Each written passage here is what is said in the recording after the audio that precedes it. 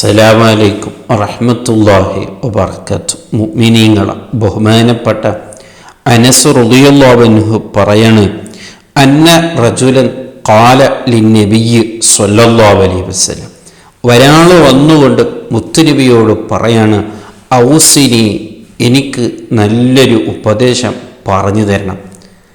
മുത്തുനബി സ്വല്ലല്ലാഹു അലൈഹി വസല്ലമ തങ്ങളരികിൽ അങ്ങനെ വന്നുകൊണ്ട് ധാരാളം ആൾക്കാർ എനിക്കെന്തെങ്കിലും ഉപദേശം പറഞ്ഞു തരണമെന്ന് പറഞ്ഞപ്പോൾ മുത്തുനബി ആ സന്ദർഭത്തിൽ ചുരുക്കത്തിൽ ഒരു വാക്കിലൂടെ ധാരാളം ഉപദേശങ്ങൾ പറഞ്ഞു കൊടുത്തത് വളരെ അത്ഭുതകരമായ വാക്കുകളാണ്.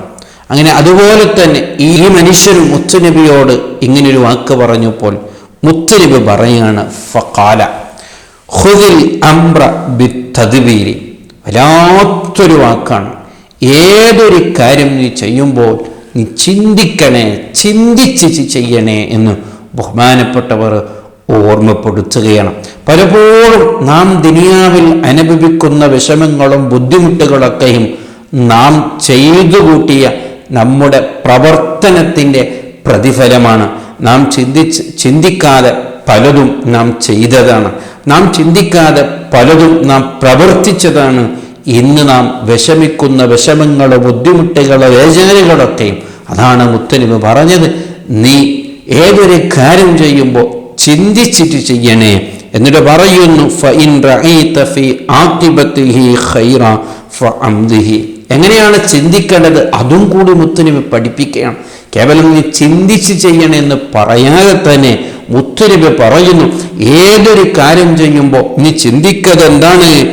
ഫി ആഖിബതിഹി ഖൈറ. ഒരു കാര്യം ചെയ്യുമ്പോൾ ഇതിൻ്റെ അവസാനത്തിൽ ഇതെന്തായിരിക്കും? ഖൈറായിരിക്കുമോ? എനിക്ക് സന്തോഷമായിരിക്കുമോ? എൻ്റെ മനസ്സിനിക്ക് റാഹത്ത് കിട്ടുന്ന കാര്യമായിരിക്കുമോ എന്നൊന്ന് നീ ചിന്തിക്ക്. ആ സമയത്ത് നിനക്ക് ബോധ്യപ്പെടും, ഒന്നിരിക്കലോ അതിൻ്റെ അവസാനം വിഷമമായിരിക്കും, അല്ലെങ്കിൽ സന്തോഷമായിരിക്കും. സന്തോഷമാണോ നിനക്ക് തോന്നുന്നത്? ഫഅംദിഹി, അത് നീ ചെയ്തോ. കാരണം നിനക്ക് സന്തോഷം കിട്ടുന്ന കാര്യമാണല്ലോ, അതിലൂടെ നിനക്ക് റാഹത്ത് കിട്ടും. അതേ സമയത്ത് മൻ ഖിഫ്ത ഗയ്യൻ ഫഅംസിക്. അങ്ങനെ ചിന്തിക്കുമ്പോൾ നിനക്ക് അവിടെ മനസ്സിലായത്, ഇത് ചെയ്താൽ മുന്നോട്ട് പോയാൽ എനിക്ക് വിഷമമാണ്, ഉറപ്പാണ് എന്നുണ്ടെങ്കിൽ ഒരിക്കലും പോലും ആ ഭാഗത്ത് തന്നെ നീ തിരിഞ്ഞു പോകരുത്. അവിടെ തന്നെ ആ കാര്യത്തിൽ നിന്ന് വിട്ടു നിൽക്കണമെന്നും ഹബീബ് സ്വല്ലല്ലാഹു അലൈഹി വസല്ലമ തങ്ങൾ നമ്മെ പഠിപ്പിക്കുകയാണ്. ധാരാളം വിഷയത്തിൽ നാം പരിശോധിച്ചു നോക്കിയാൽ നമുക്ക് കുറേ കാര്യങ്ങൾ വളരെ അത്ഭുതത്തോടു കൂടെ എല്ലാ കാര്യങ്ങളും നമുക്ക് കൈകാര്യം ചെയ്യാൻ കഴിയും. അതായത് ഒരു ദോഷം ചെയ്യുന്ന സമയത്ത് തന്നെ നാം ഈ കാര്യം ചിന്തിച്ചാൽ നമുക്ക് വലിയ ബോധ്യപ്പെടും. കാരണം ഏതൊരു പാപം ചെയ്യുന്ന സമയത്ത് നല്ല സുഖമുണ്ടെങ്കിലും നല്ല റാഹത്തുണ്ടെങ്കിലും സന്തോഷം നൽകുന്നുണ്ടെങ്കിലും ഒന്ന് ചിന്തിച്ചു നോക്കൂ, അതിൻ്റെ അവസാനം തീർച്ചയായും നാം വിഷമിക്കുന്നവരായിരിക്കാം, നാം ബേജാറാവുന്നവരായിരിക്കാം. ആ സമയത്ത് നാം ചിന്തിച്ചിട്ട് കാര്യമില്ല. ആ സമയത്ത് നാം ചിന്തിക്കേണ്ടത് ഇതിൻ്റെ അവസാനം എന്താണ്? എനിക്ക് ഖൈറാണോ, സന്തോഷമാണോ, റാഹത്താണോ?